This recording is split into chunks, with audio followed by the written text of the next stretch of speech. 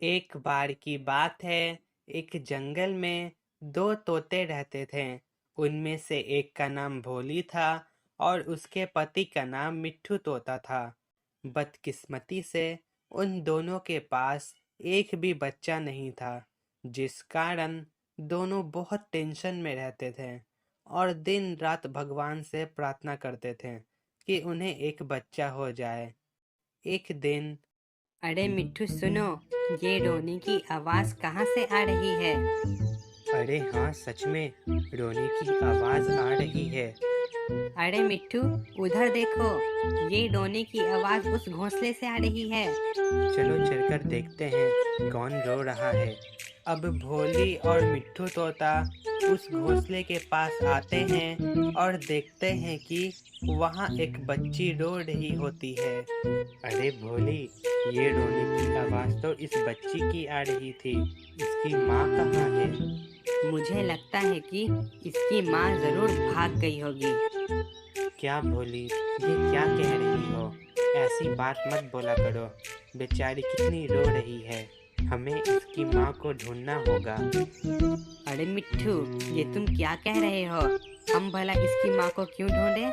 हमें इन सब झंझट में नहीं पड़ना चाहिए। भोली, ये तुम क्या कह रही हो?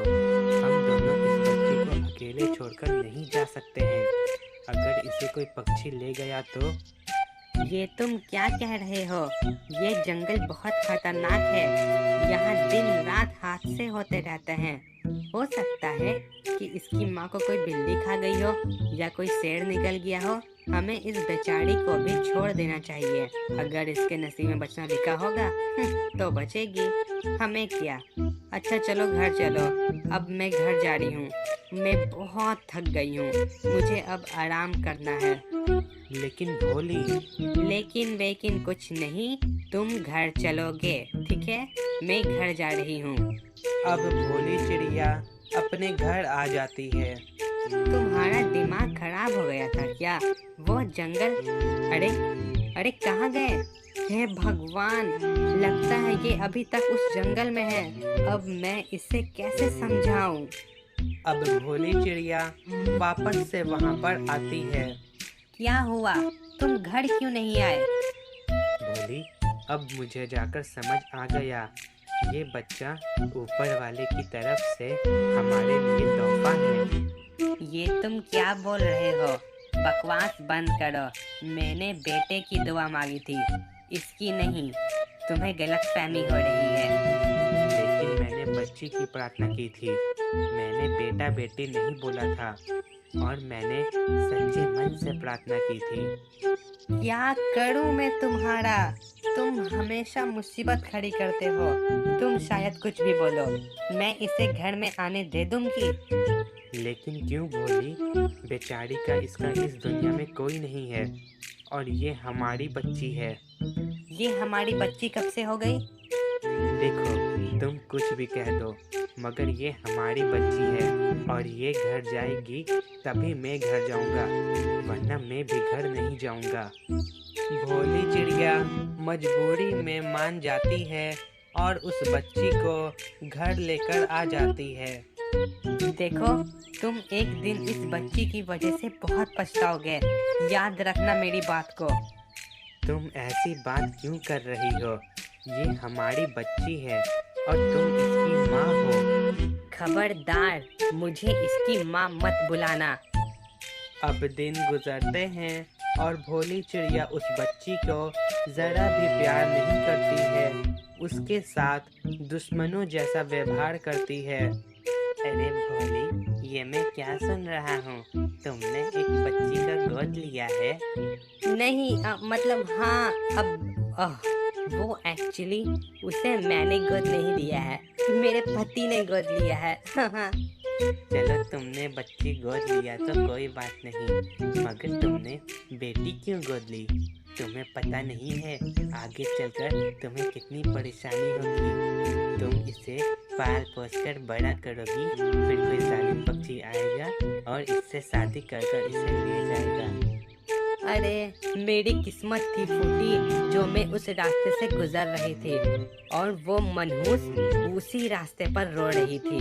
खैर चलो, तुम उसी के साथ खुश रहो। तुम्हारे पास और कोई चारा भी तो नहीं है। लेकिन उसको गोद लेने का एक फायदा हुआ। मैं घर का सारा काम उसी से करवाती हूँ, लेकिन मेरे पति को ये जरा भी पसंद नहीं आता है। मुझे इसके लिए डांटते भी हैं। अरे मेरी बात सुन पगली, जब तेरा पति घर पर ना रहे तो उससे काम करवाया कर, उसे किसी को पता भी नहीं चलेगा। हाँ, तुम्हारी बातों में दम है। अब भोली चिड़िया घर आ जाती है। अरे मनहूस, क्या रे, तू क्या कर रही थी? कुछ नहीं मम्मी, मैं बस बैठी हुई थी। क्या रे, दिन रात खाली बैठे बैठे खाती है, काम कौन करेगा? तेरी मरी हुई माँ आकर। आप ऐसा क्यों कह रही हो? अच्छा ठीक है, मैं शांत हो जाती हूँ। तू घर का सारा काम कर लेना, मैं बाहर से गप्पे छप्पे करके आती हूँ, ठीक है? अब भोली चिड़िया गपशप करने के लिए चली जाती है और बेचारी टूनी चिड़िया घर का सारा काम करने लगती है और अब शाम हो जाती है। हे भगवान, मुझे देर हो गई। भोली, ये मैं क्या देख रहा हूँ? तुम बेचारी बच्ची से घर का काम करवा रही हो। उसने खुद कहा था कि मैं घर का सारा काम कर दूंगी। सच्ची? चुप हो जाओ, तुम्हें शर्म नहीं आ रही है झूठ बोलते हुए? खुद एक औरत होकर ऐसा कैसे कर सकती हो तुम? अच्छा, मुझसे गलती हो गई। चलिए, मैं आपको खाना दे देती हूँ। अब देखते ही देखते साल बीतते हैं और टूनी चिड़िया बड़ी हो जाती है। मेरी बात सुनिए, अब टूनी चिड़िया बड़ी हो गई है और अब उसकी शादी हो जाएगी। हमारे सारे किए किराए पर पानी फिर जाएगा। मैंने कहा था आपको, आप इसे छोड़ दें। तुम ऐसे कैसे कह सकती हो? बस बहुत हुआ। जब से वो बच्ची घर में आई है, तब से आप मुझे ज्ञान पे ज्ञान दे रहे हैं। जब देखो तब उसकी तरफदारी करते हो, जैसे मेरी तो कोई इज्जत ही नहीं है। भोली, मेरी बात सुनो। भोली। अब भोली चिड़िया वहाँ से चली जाती है। अरे चीनू, उधर देख तो रे, एक तोती जा रही है। चल मीनू, चल के उसे परेशान किया जाए। चीनू मीनू भोली चिड़िया के सामने आकर खड़े हो जाते हैं। बदमाशों, मेरे सामने से हट जाओ, मैं बहुत गुस्से में हूँ। अरे मीनू, देख तो कितना भाव खाड़ी है, इसे हम डोम चमार क्या लगते हैं? प्यार से बोलेगी तो हम तेरे को जाने देंगे। देखो, तुम दोनों मेरे रास्ते से हट जाओ, वरना मैं चिल्ला दूंगी। चिल्लाएगी? कैसे चिल्लाएगी? बचाओ बचाओ, कोई मुझे बचाओ, ये बदमाश मुझे मार रहे हैं। अरे चीनू, कुछ कर तो रे, कितना चिल्लाड़ी है। चीनू मीनू मिलकर भोली चिड़िया को पेड़ पर उल्टा लटका देते हैं। हमें कम समझने की गलती मत करना। मुझे छोड़ दो, मैंने तुम्हारा क्या बिगाड़ा है?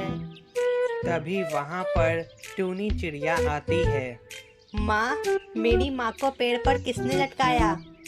हमने लटकाया है, क्या कर लेगी? टूनी चिड़िया उन दोनों बदमाशों को मारकर वहाँ से भगा देती है। बेटी, तुमने मेरी जान बचाई, तुम्हारा शुक्रिया। मुझे माफ कर दो बेटी। कोई बात नहीं मम्मी, मुझे अपनी गलती पर बहुत पछतावा है। मैंने तुम्हारे साथ कितना बुरा सलूक किया बेटी। मुझे आज भी वो दिन सोचते हुए मुझे बहुत बुरा लगता है।